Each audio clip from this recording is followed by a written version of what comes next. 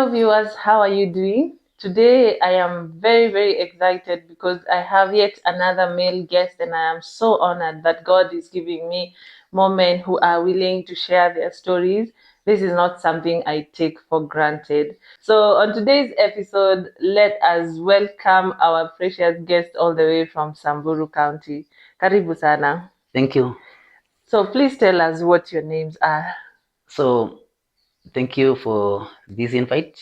Hello, viewers. My name is Leakono Radet, all the way from Samburu, Samburu Central sub-county. I have managed to travel overnight at around midnight, and I managed to be here early in the morning. So, I'm privileged to be here. Thank you. Thank you, Radet. You're welcome. Where was Radet born? Yes. So, thank you.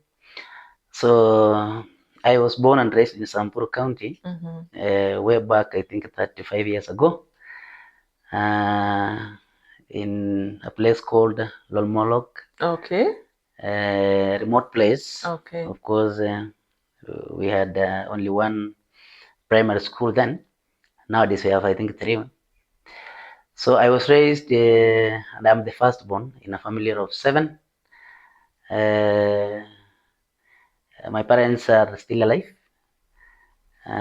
though they never gone to school. They never went to school. They are still alive. These are the people who managed to make me the person I am today by embracing a concept called schooling that they didn't know.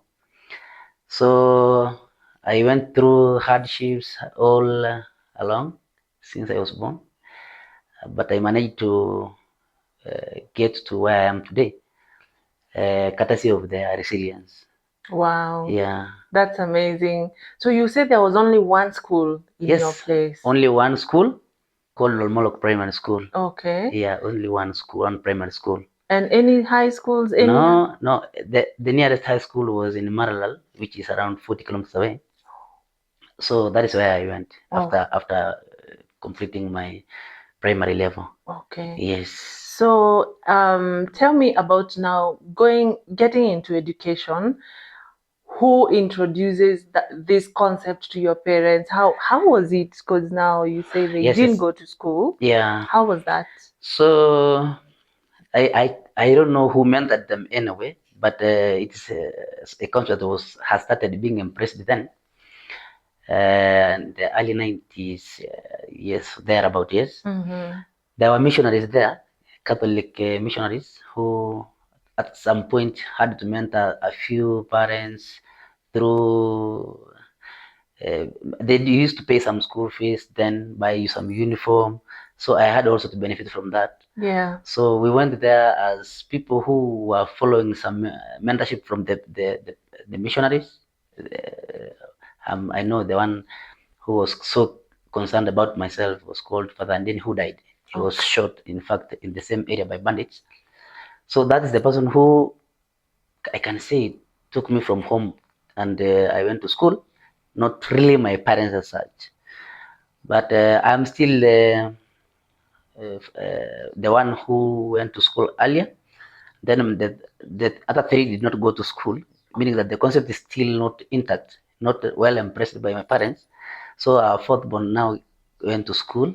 He's already, in fact, he had just finished his university level, and the two other girls also, they are already in high school.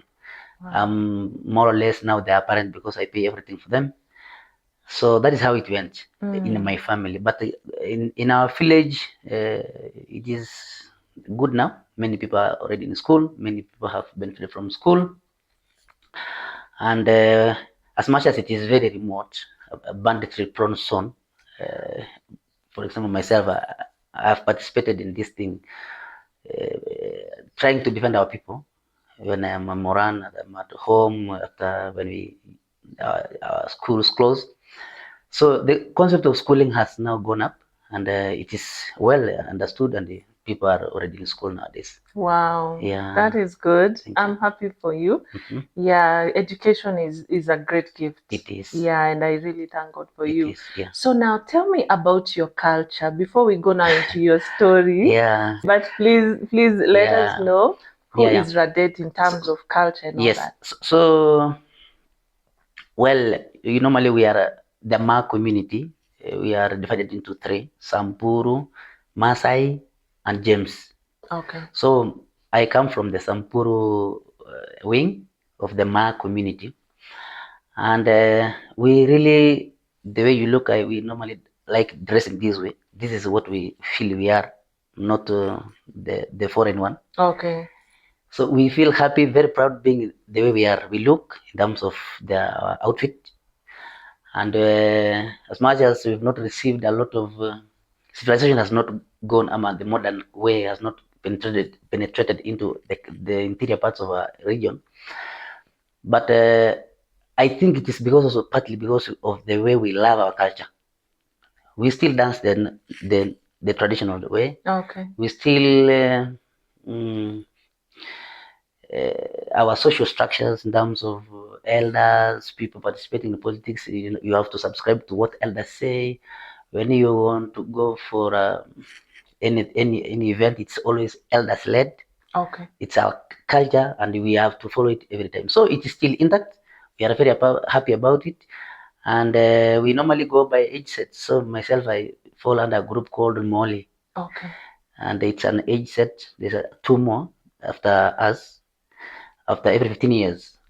So our culture is still intact, and we are very happy about it. And I think, we leave it for many generations to come. Wow. Yeah. So an age set goes for 15 years. every Every 15 years. years. Yes. So when does it start? When did you enter your first age set?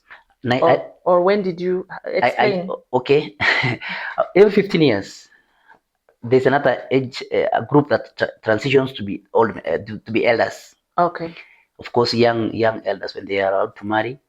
So every 15 years, so from 1990 to 2005, okay, that is our team. Okay. And we cease to become Morans anymore.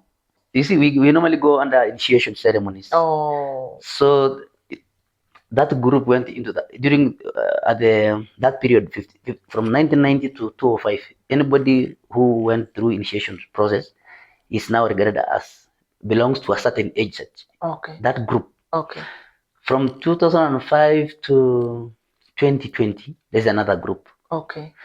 So there's another one, a young one that is only 3 years old, into Moranism or Oriawood or the new age set. Okay. Yes. Okay. And who names an age set? There's a structure, the way of doing it. Of course, it is elders led. So, for example, us, we subscribe to a group called Likishili, which went into that process at least 30 years before us. So they are our mentors. They name that age that has a unique name. Okay. As a unique leader, and they have to undergo certain ceremonies within the 15-year period. So there's a group, another age set, which is 30 years older than yours, which will be mentoring this other one. So, for example, us now, the Moli, we have another age set, the current one. That is the group that we are mentoring now. Okay. So there is a social structure on how it is handled and managed. Okay. Yeah. Wow. And this goes on for generations. It has been there for many years. Yeah. It has been there. I think it's still going on. It will go on for many, many years. Okay. So like we can see the modern life is a little bit interfering it. But the thing is still intact, is very strong. I think they are still moving on very well. Okay. Yeah, yeah. So now that's for the men. Yeah. Is there anything for women? No. Oh, nothing. No, because for us, yeah, our ladies, you see, then there wasn't anything like education already, educated ladies. Okay. So any girl can be married by any age set. Provided she's a mature lady who can bring up a family. I think you understand, eh? Yes. She can be married by a 40 years older husband than her age. Yeah. And then it means there's to them, they don't fall under any social categorization. They don't. They just subscribe to. Once you are married, you are married to, you become an equal member to your mother socially. Okay. You are just a lady. Okay. A mother who is raising children, a 50 years old and a 10-year old, because it is allowed at some point nowadays. 10 years is it's crazy. Yeah. But a long time ago, not long ago, long time ago, a few years back, even 10 years old girls can be married off. Okay. Yeah. So with ladies, they don't have that social classification like men. Okay. Yeah. I have a question. I have a friend who is a Maasai, Yeah. and he once told me that if he meets a Maasai somewhere and asks him, "What's your name?" he's able to trace where he's coming from. And that really amazed me. Like, it's not the tribal aspect, but the name. Tell me more about that. Not only the name, there are many other mechanisms that you can use to track the origin of a man, Okay. even without talking to them. Without talking to them? Yes. Okay. So, for example, the animals we rear, each family has a mark that they put in the ear, or they normally put some mark on the skin. Of the animal. Yes, so it's unique to a certain family. It's a unique to a certain clan. And there's nothing you can do. It's never bought, it never goes away. And in fact, if you are assimilated, you have to buy it.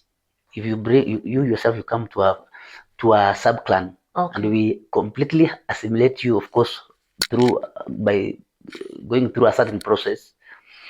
The marking that we put in our animals, you have to buy it, you yourself, Yeah. and you subscribe completely to it forever, ever, amen. So by just talking to them, ask them, this is the family.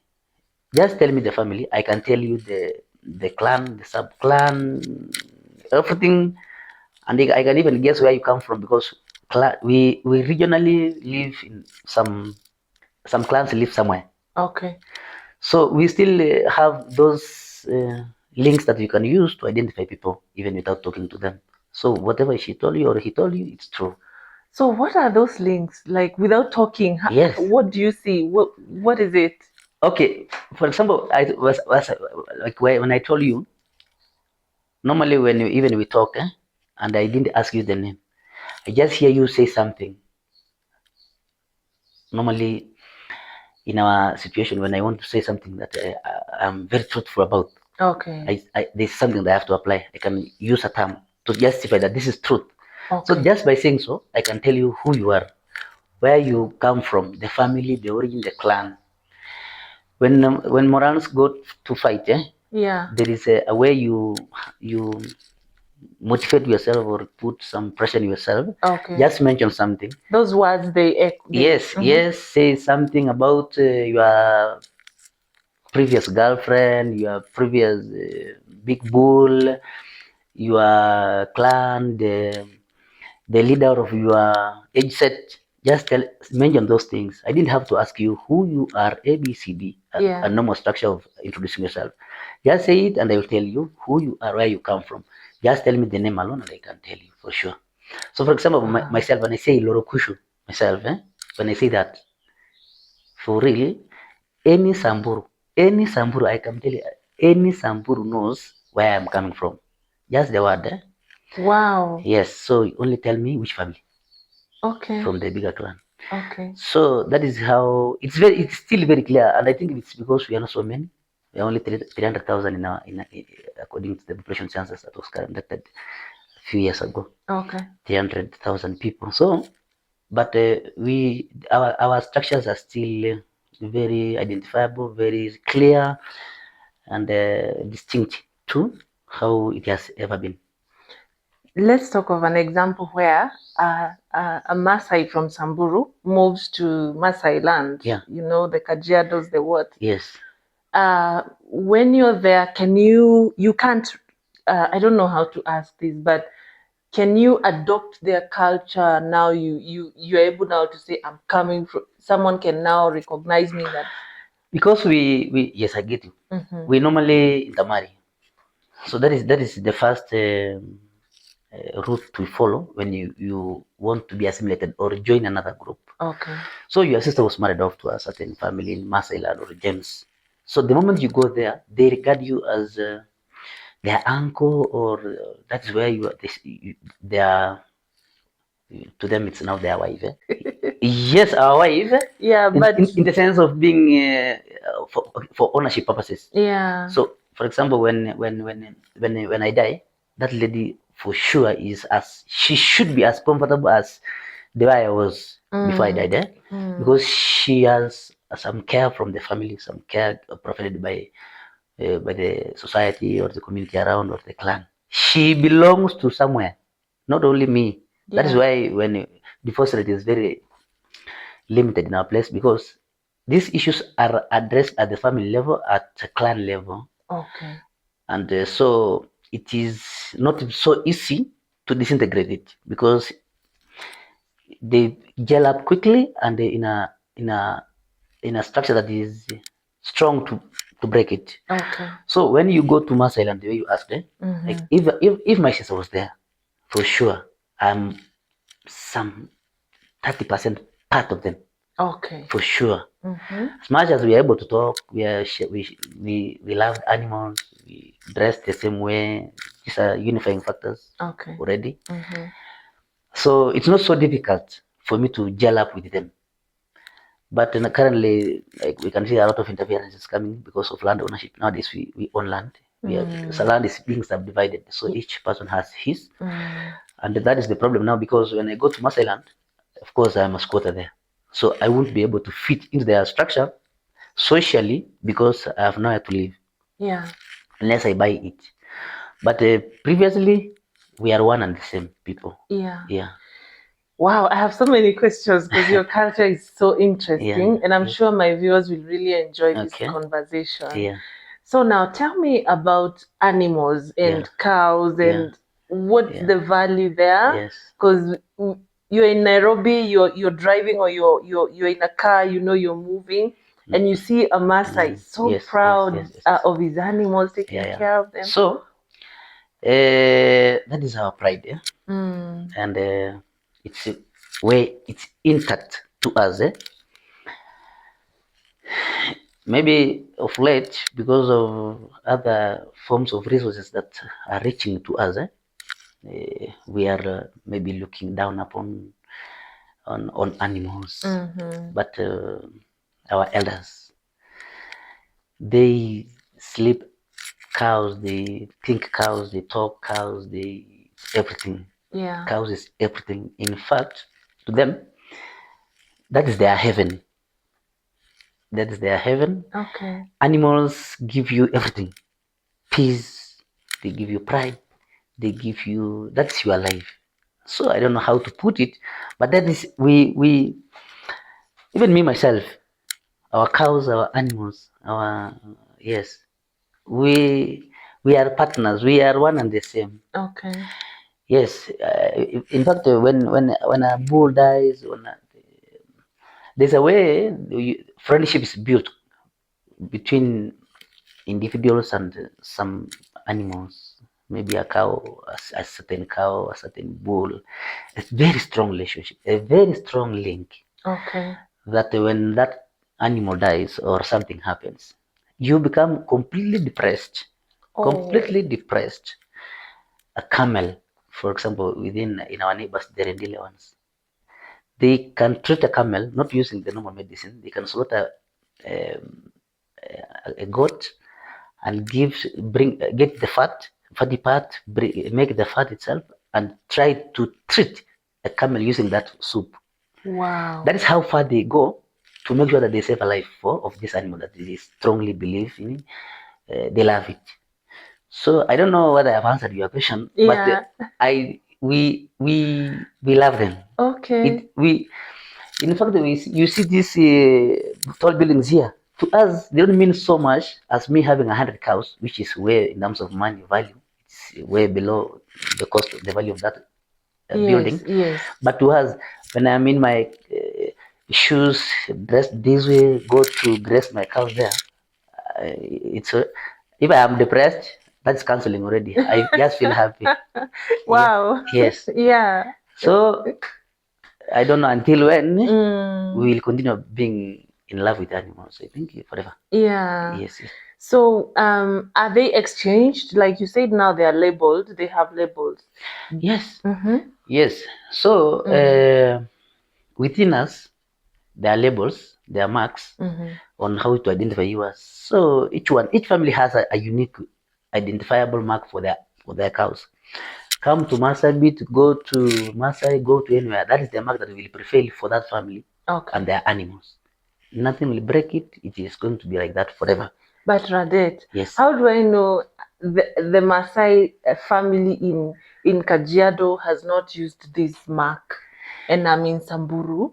Yeah. How? So, Mm-hmm. of course, it's difficult. Yeah. It's very difficult. But you see, as within Samburu, it's not. It will not happen. Okay. But Maasai's and Gemsi, we are three categories as I mentioned before.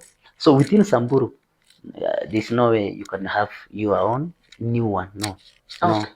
It was designed long time ago, and Oh. we were descendants of the people who designed them. So Okay. it trickled down from somewhere that people were so few, and the animals were identifiable using some marks. Okay. So for now, it has trickled to us. So nothing will ever change. Oh, so it has come from way back. Yes, no one will invent it from somewhere down there. Ah. No one. Okay. No one will invent it from. In fact, it started. I don't know when. Okay. Maybe 17th century or something. Okay. Yeah. So from there, I don't know. No one can trace it anyway. But each family has the mark. Has the mark. Has the mark. Mark.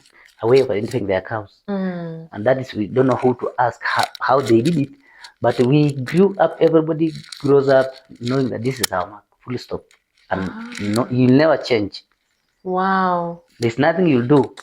It's like a constitution to us. Nothing, you can't do anything. Mm. Even when our girls are married off, that girl, if the initiators, the people who set that pace or develop that culture, they said our girls will be, the dowry will be 7 cows. Nothing will ever change. Okay. It is going to be 7. I don't know when, until when. It is Okay. 7 cows forever. Okay. Yes. The other thing I want to ask is about your attire. Yeah. So, is there a way certain people are supposed to dress and others, as a man, is there things that, are there any meanings to what you do as a man? No. Uh-huh. There's no meaning. Mm-hmm. But there are different forms of outfits Okay. based on the ceremonies. For example, the one I'm on now, Mm-hmm. just normal dressing, just putting on something neat that makes you feel good, very well dressed, very neat, very smart.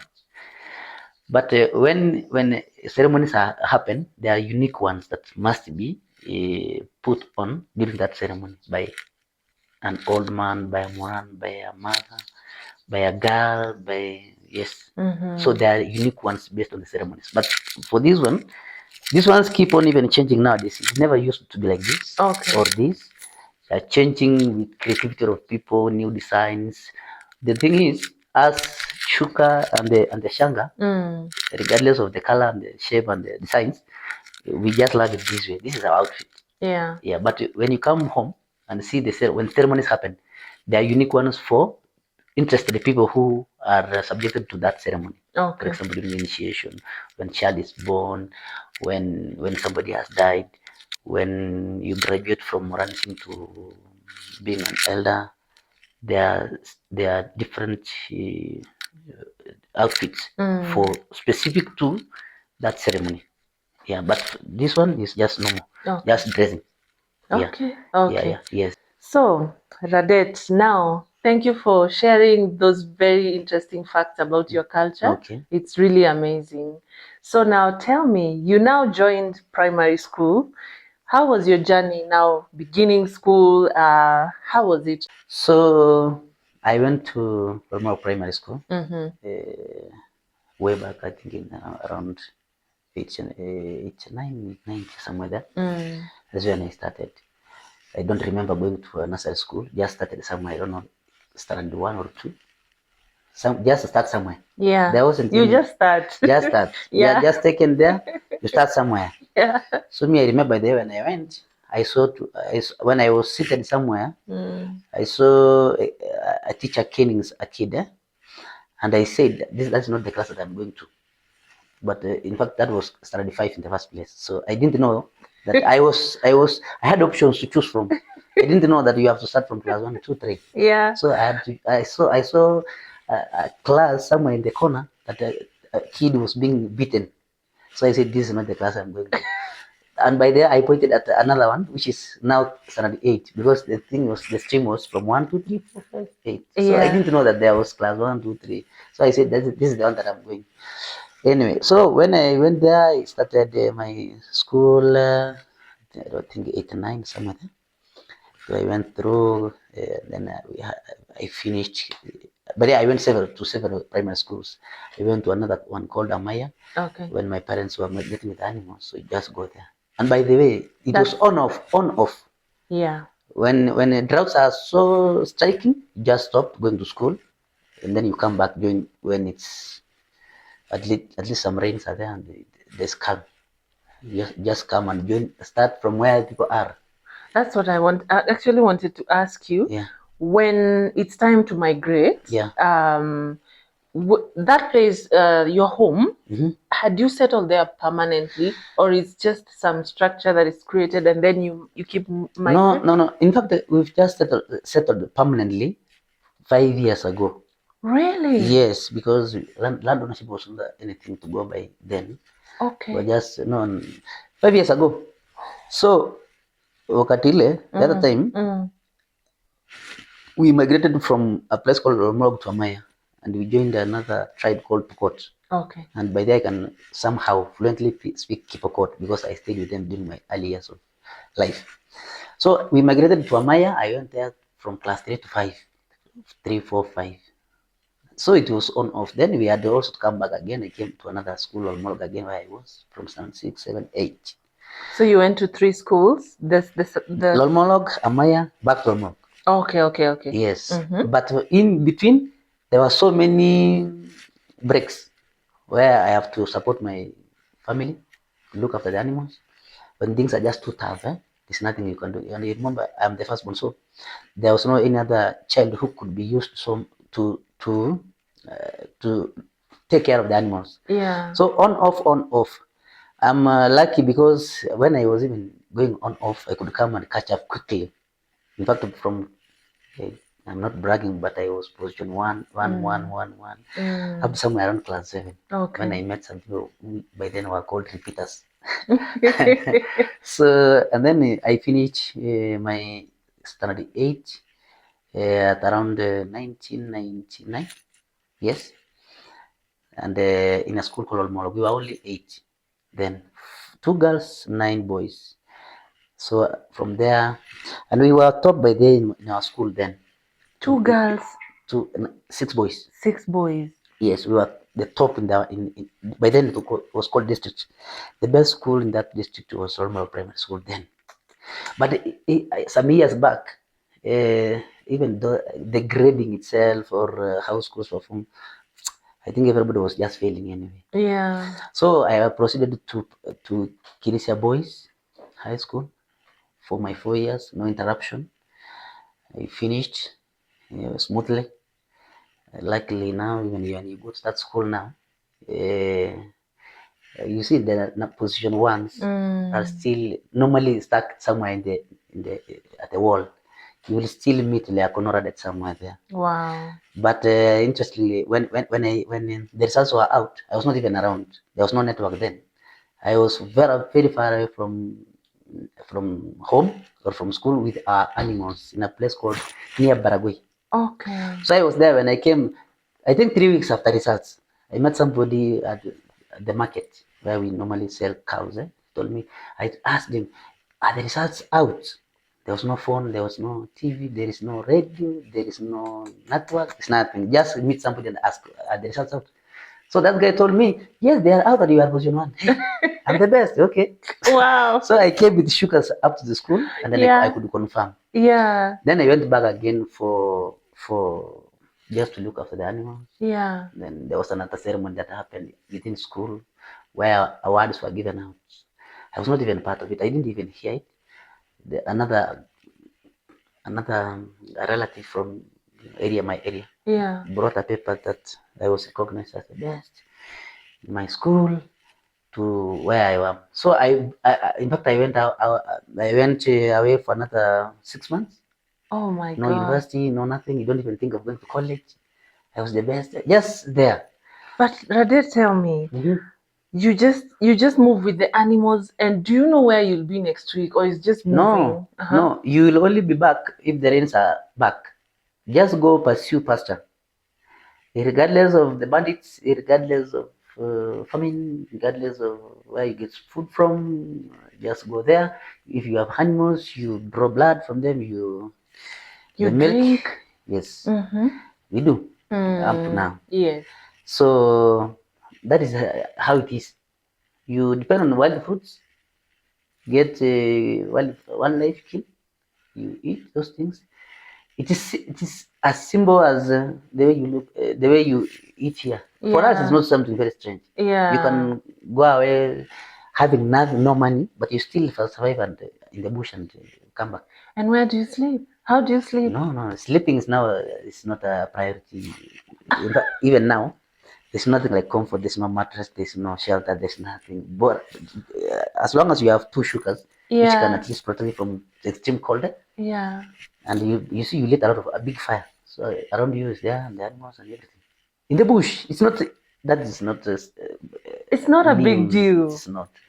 I have slept many places. I can assure you. I have slept many places in the bush, many places, even recently.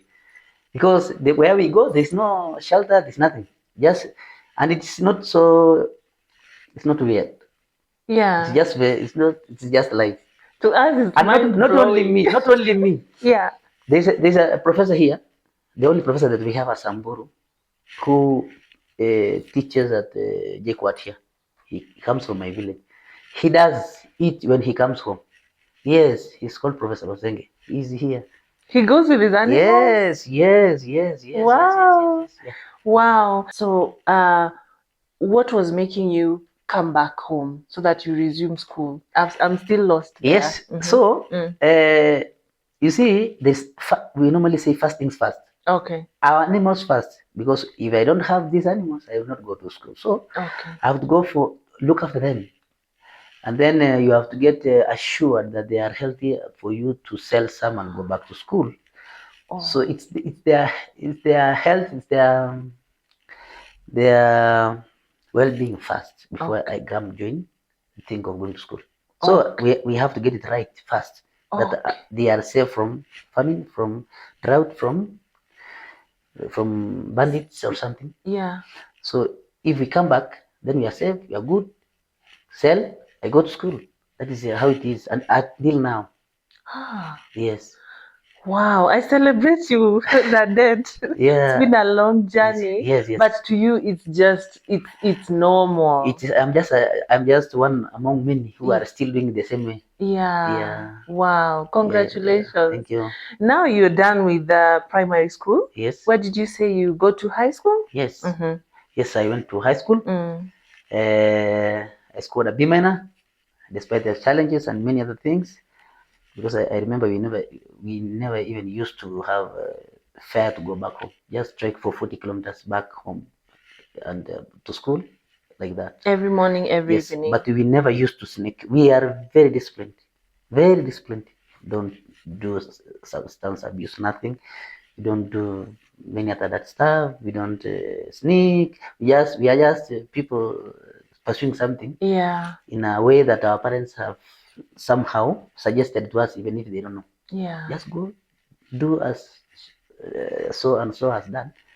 A nearby person. Yeah. Who was a child who has gone to school and they are benefiting. Yeah. So for us, we have people who mentored us in a way because we see them succeeding. So I managed to go through it. After that, I did a diploma in pharmacy first. Okay. Yes. Despite having the degree, the grade that would have taken me to campus. Yes. So me, I didn't and by the way, we didn't know what to who you will be. For example, myself, I didn't know. In fact, it's just there. You're just pursuing it. You're just going. Yeah. You don't know that you'll be a askari, you'll be Yeah. a soldier, you'll be a doctor, you don't know. There are no people who can try to choose careers for you or Yeah. just mentor you on career choice. Yeah. Nothing. Mm-hmm. Up to somewhere a few years back. So I just go there. Just me, I wanted to have some job to help my parents with. Yeah. In fact, I thought you can even get a good job after high school, which is not the case. Yeah.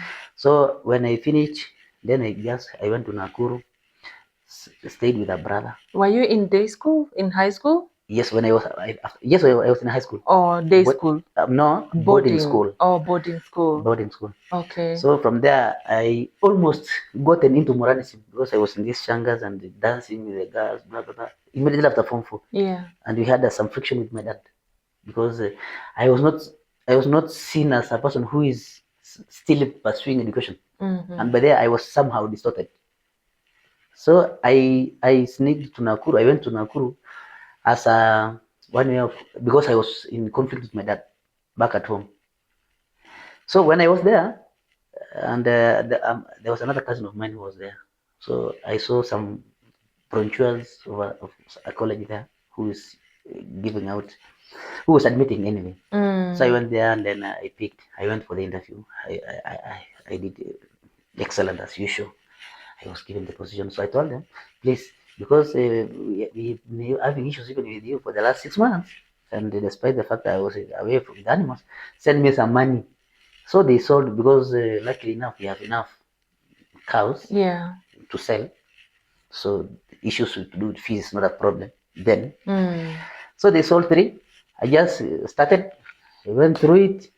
And what school is this in Nakuru? Tracom. Okay. Tracom College. I know Tracom. Yes. So I went through that and I finished, and also I did it perfectly well. I got a credit. And where are you staying in Nakuru at this point? Just in a hostel. Okay. In a hostel. Yes. Yes. Okay. You see, for us, when our parents are responsive, when you say, "I need this," that's the beauty of parents who don't know, because you can even say to them who are not informed. You can even tell them this is needed. Some money is needed for a trip that is not even there. Yeah. They send. Yeah. They just wish so well for you. They just want the best. They just want the best. That's amazing. So if they get an obedient kid, they will always support. They will always do whatever it takes to. I love that. Yes. Yeah. So I was in a hostel. I was just comfortable anyway. I just pursuing my. But when you go home, they have nothing to ask you how you are progressing because they don't even know. They don't which know. position were you. They don't know those things. Yeah. They just want you back, come get some job work. They don't know how you got in there, what grades were you, where they need support you. They are just there. Yeah. They are just there hopeful that our kid is, and they are very proud about our kid being in college. So I was in Nakuru for 3 years, finished, went to attachment in a mission school. So you did now the pharmacy? Yes. Diploma in pharmacy, I cleared it. I didn't go to campus. Just there. In fact, I don't know. I really don't know why. I had a few mentors, a few guys who told me you can go to university. Mi sikuwa najua hata kama nitaenda anything. I was for sure confused somewhere there between after Form 4 and just starting college there. So I just went there as a result of a conflict with my dad. Finished. Okay, fine. Went for attachment, just attachment at a mission school called Wampa Catholic Hospital. Okay. And I was deployed in a pharmacy, and it was a proper pharmacy. It was a proper pharmacy, a pharmacy that was manned by the whites. Okay. Yeah, a pharmacy that he was preparing medicine, tablets, injection, any formulation. Busy. It was a busy one that was doing real science. Yeah. Because it was about making drugs, having machines that make drugs. Factory. It's a factory, partly clinical pharmacy in a hospital. So I went there. That is where I got it right, because not even in school Yeah. Mm-hmm. So I went to the pharmacy. I was wowed by the experience there. I did it for 4 months, 5 months. Then I went back to college. Then I had to finish immediately before the last exam. I got an email from them that we need you back. So I went to the same hospital, Wow. and because there was another lady who was going to school, and a nun sister who was sick and had to go back to Italy. Yeah. I was made the in charge of that department. So that is after immediately I didn't come back for sure. I just came with my bag straight from college to work. Even before the results are out, before the licensing part is not there, just go there, got in there. But that shows the kind of person you are, like, knowing what you want and doing it right. Yes, Yeah. yeah. So I went there, did my best, won the heart of the management. Not only in that place was a place that being manned by Italians, managed by Italians, supported by Italians. So everything we do, we report to Italians in Italy. Okay. So I had also mentors. I went into another pool of pharmacists from Europe. So there was a network of pharmacists and for who were supporting that hospital. Then there's pharmacy part of it, manufacturing, blah blah blah. So after when I was deployed as the pharmacy in charge there, then I had to link with them. I worked with them. I continued to grow. That place used to even have degree students coming for attachment, Wow. and I was a diploma student. Wow. I can assure you, I was the best teacher because Wow. of the experience that I've already gathered there, Yeah. and the mentorship I get from the network of my pharmacists across the world. Because we used to have another organization called Drink Team, DT, Drink Team, in Europe, where people come drink together uh, and raise money for this hospital. So pharmacists from it normally happens twice in a year in Argentina and in Italy. Okay. So pharmacists across the globe who are registered with that organization drink from wherever they are and send money. So I was So drinking, like, just taking alcohol. okay, okay, It's a okay. party. Okay. So in fact, it's 5th of every November. But it's a fundraiser. Yes, a fundraiser. So 5th of every November. Yeah. So even me myself, because I don't drink any until now, I also have to say, and I'm a registered member. I have to send some money. There's a way of sending that money, and we raise some money enough for this facility, for that facility, and another one also in Nigeria, and another one also in Tanzania. 3. Okay. So it was a global network of pharmacists. Me, I'm not a pharmacist. I'm a pharmaceutical technologist then. Okay. But I was the eye of the network within the society. I was in charge. I was the person deployed there. Wow. And I was working with the founder of that facility. He was called Dr. Prandoni. He's still alive. Despite the fact I think he's close to 90 something years old.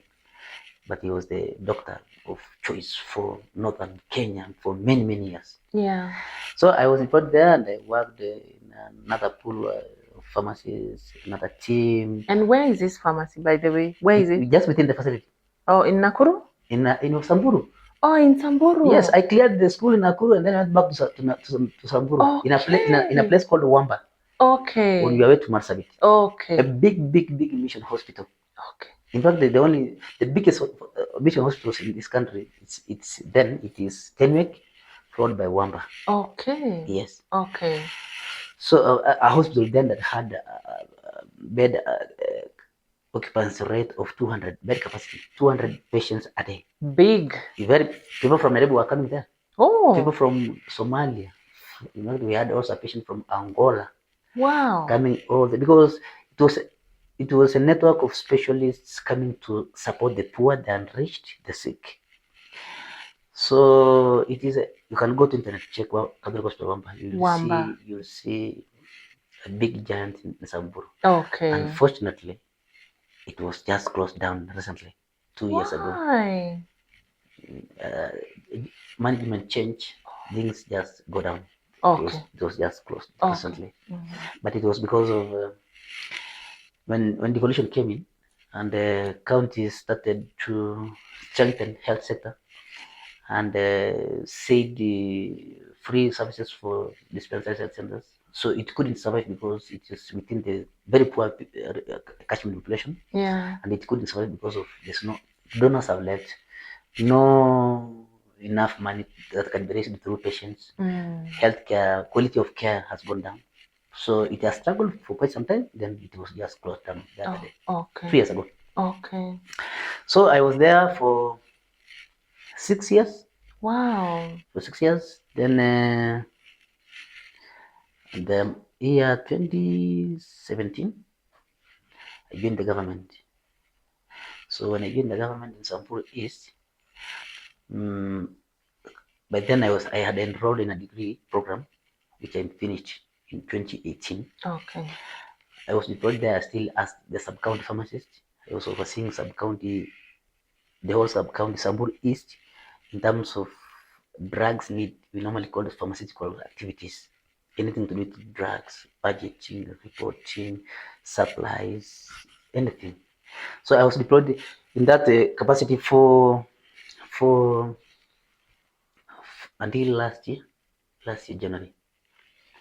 So I was also doing a lot of things in that pool, but of course we've detached the Italians completely. We detached with many things. Just entering into the management space, just making sure that the whole sub county has A, B, C, D, lobby for funds, blah blah blah, coordinate with partners, the activities. In that area, we have so many partners that do health activities. Okay. Some family planning, some HIV, some some just management of drugs, some everything, outreaches, those things. So I went in that space for another 6 years until last year, 2022 December, that I was changed to another position and become the hospital administrator of a level 4 hospital called Suguta Marmar Sub-County Hospital. It was news somewhere around January this year, and I was even seen in media speaking about the what we've done so far. So I was in that facility and I was taken to a facility that needed a lot of help.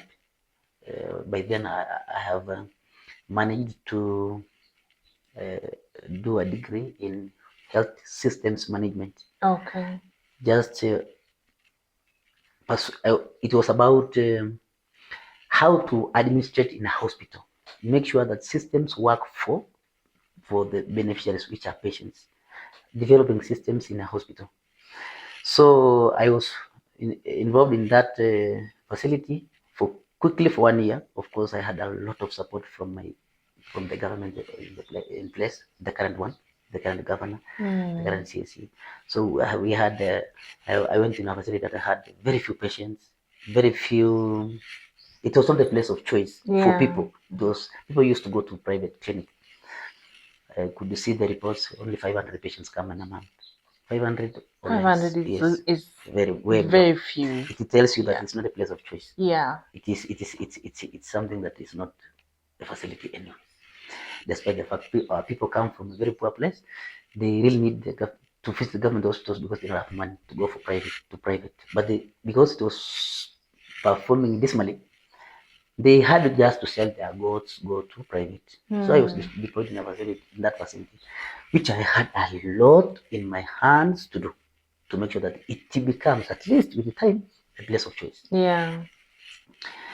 So currently, we've gone 4 folds up in terms of OPD coming, outpatient numbers going up, even inpatient. We've reached a place where we are now able to do some surgeries. Wow. Yes, that's a place that now it's under my leadership that we've had the first blood transfusion taking place, first cesarean section taking place, and other surgeries. Wow. So at the moment, I'm very proud about what we have achieved as a team. I have a pool of 50 other healthcare professionals that I lead. Yeah. So I have a pool of 50 or plus people who are helping me give our people the best we can. So Infrastructure-wise, we are very weak in terms of human resource. We don't have the critical stuff that we need to offer those services, but the county government has really been able to give us the necessary people or crucial staff, healthcare professionals that we can deploy to give our best. We have at least some equipment that we are using to use when we give the services. So it is still work in progress. There's still so much. We still don't have a lot of words. We have only the old ones that I think were made by, I don't know, Moi or Kenyatta, I don't know. There is so much still that we have to do. But the far we've come, people have seen surgeries going on there. Wow. They have seen admission numbers going up. They have, it is giving us some satisfaction already. True. So there's still a lot of lobbying that is going on, of course, with the governor, the current governor, the CEC, and then we had to change many things, including the community presentation here, the boards, you know, normally called the boards, hospital boards, change, get an enlightened team that knows exactly what we need. So it's my job and responsibility to work with all of them to make sure that this facility in 2 years, in 3 years' time, becomes almost a place of choice for the whole region, the whole county or sub-county. What did you say it's called? Suguta Marmar Sub-County Hospital. Okay. Yes. Wow. So you can see, you can check in the media, you can see what has happened so far. Yeah. So I'm happy with what we are doing, and because of the support that I am getting from different quarters, our partners in the ground, our health executive team, and the county government that we have in place already. We seem, and probably we pray that in 2 years' time, it's going to be a place to celebrate, and our people have a place of choice to get health services from. So yes. Wow. Yeah. What a story. I'm so proud of you. Thank you so much. You have really, you've been through it all, Radet. And we really, I'm sure my viewers are amazed. Okay. And I'm sure also your parents are so proud of you. They are. Yeah. They are still alive. Yeah. They are very strong. Yeah. They know. They hear from the community that Leakono, in that place, Radet is silent. It's called Leakono. It's the family name. Yeah. They know Leakono is doing some job. Me, I'm very happy because I know they are happy. True. They are hearing it. They know it's about me doing it. See, so wow, I like it. Amazing. There are a few rumors that I want to be transferred to another place, and I don't know. Yeah. If it's a big promotion, fine. But if it is the same, I would wish to remain because this place is already giving me a lot of happiness. I'm satisfied. True. The only, as much as people look for resources, money, salary, places of work, if you are not getting the satisfaction, the happiness in it, there's nothing you are getting. You can say that again. Yes, yeah. True. So that satisfaction, that happiness, it pushes you. You can even wake up at 1 a.m. Just go to the hospital. Just go to the fence, check the lights that you put in that place. Just lights. And come back. You didn't talk to anybody. True. Me, I do go there and water flowers. I'm the in charge there. But I just do go it. I'm just very happy. I'm very happy just being standing there. True. And my staff are the happiest. There's one thing that I've realized. You don't have to go to school to get a lot of skills. Yes, as much as they are important, you don't have to have a lot of money to change things. The best you can ever get, just make sure that the people you work and are happy. If they are happy, wow, just create a conducive environment, an environment that makes them feel they are appreciated, they are worthy being there, they are happy. If you get that team that is happy, your efforts count every time because even in your absence, they do it. Without you, they don't no supervision, no quarrel, no nothing. Just target their happiness, and the work they do is magic.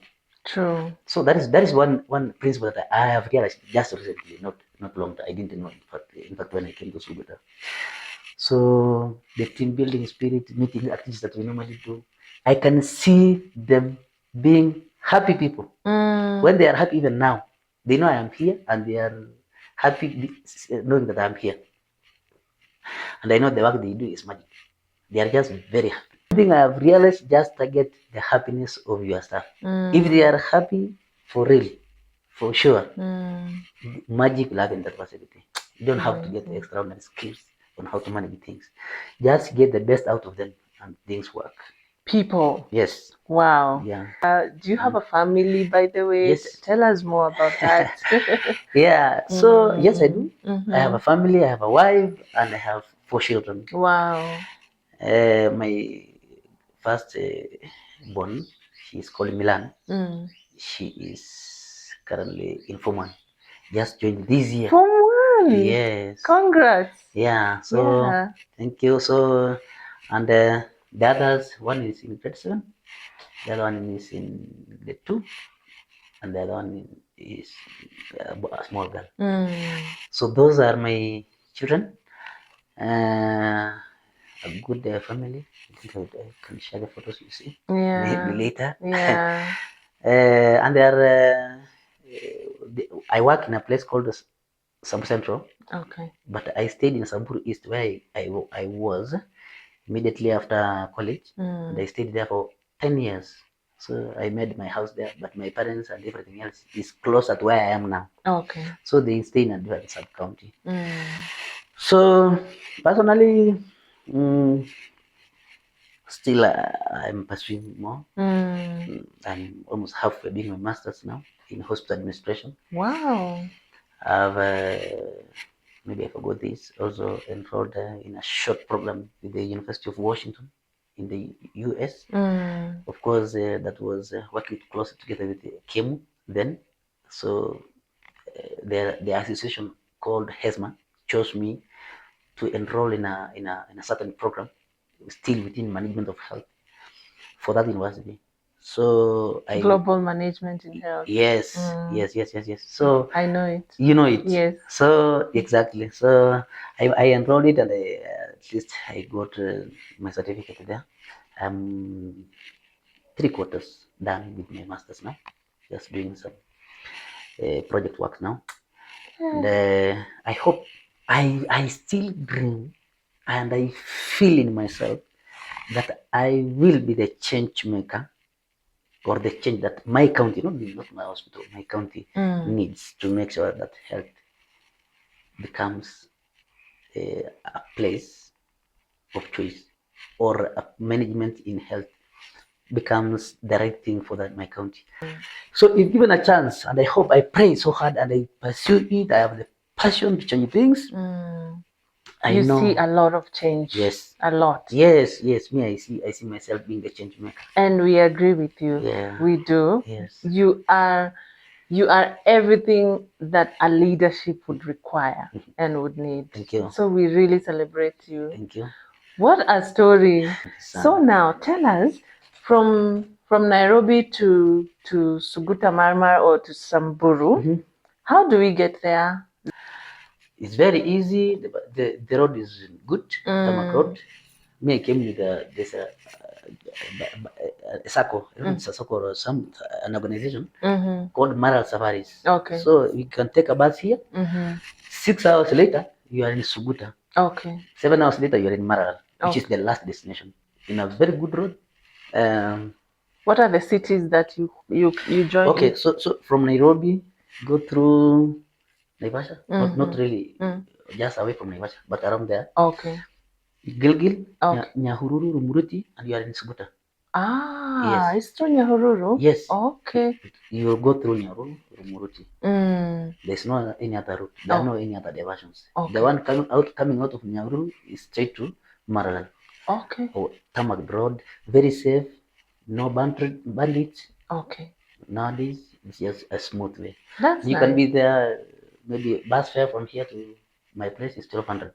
Only. I thought it's way more expensive. Yes. Not that 1,200 is cheap anyway. Yes. But I thought it's way much more. Yeah, it is. But the place is quite far. Okay. Maybe 400 kilometers or so. Oh, okay. Yeah, 400 kilometers or Yeah. something, but yes. Oh, So it's not so difficult to do. okay. Yes, I would wish if you are part of the audience, if they would wish. And by the way, the first center, Suguta is at the border of Mm. Laikipia and Samburu. So immediately you go, you come to Samburu. When you enter to Samburu, it's Suguta. It's there. Okay. Our first facility, the first facility, health facility that you meet is Suguta Sub-County Hospital. Okay. So I would wish to Wow. meet Thank part of you. your people there. Thank you so much. You're welcome. Yeah, I'm so glad to have hosted you, Radet. Thank you for your amazing story. Pleasure. Yours, it has been a story of resilience and kujituma. Yep. Kujituma sana. Yes, yes. So I'm proud of you. Thank you. Keep doing what you're doing and keep growing, Yep. and may all your dreams come true. Thank you. I'll be so glad to have your people Thank you. on set. Yes, Please say hello to them once I you go will. back. I will. Thank you I so will. much. Asante If sana. you do not mind, Yes. I would want you to share your contacts. How can people reach you? Yes. I'm sure there is someone out there who has been so inspired, Yes. and they would just want to be your friend, you know, or just to follow Yes, up on yes, what yes, you're yes, yes, yes, doing. Please share Yeah, your yeah. contacts with our viewers. Thank you. So my contacts. I don't have social media handles, but my email address is radetleakono4@gmail.com. My telephone number is 0723 179 821. I think that is enough. Yes, that Yeah. is enough. Thank you. Thank you so much, my viewers, and thank you, Radet. Thank you too. How do you say asante sana in Ma? Asheweleng. Asheweleng. Yes. Asheweleng, Radet. You're welcome. Yeah, my viewers, this has been an amazing episode where we've got to learn about the Ma culture, and we've got to hear the amazing story of our guest for today. We really do appreciate you. Keep doing what you're doing and keep shining. Thank you. Thank you so much, viewers. Thank you for watching. This is Martha Rena, and this is Radet Leakono. Radet Leakono. God bless you and see you in the next episode. Thanks for watching. Bye for now.